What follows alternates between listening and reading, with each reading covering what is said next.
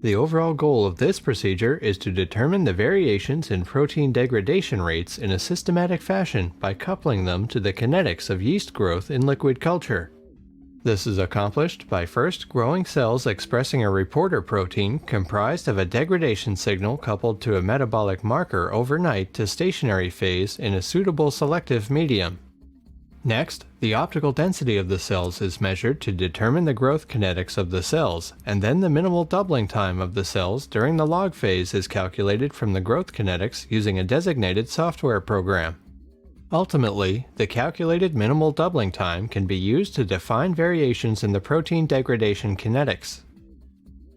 The main advantages of this technique over existing methods like cyclohexamide or pulse chase degradation assays are that our technique is simple to set up, the data acquisition and analysis are straightforward, and the assay design is extremely modular. This method can help answer key questions in the protein degradation field, such as which elements are required for misfolded protein recognition by the ubiquitin-proteasome system. I first had the idea for this method when I wanted to do a screen to identify the proteins involved in ubiquitin removal from their substrate. So I established a simple way to compare multiple samples.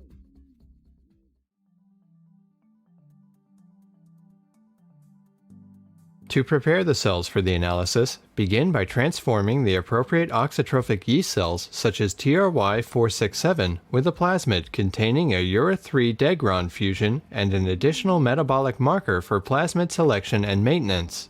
For plasmid selection and maintenance, grow the cells on agar plates under a suitable synthetic defined medium lacking amino acid selection markers.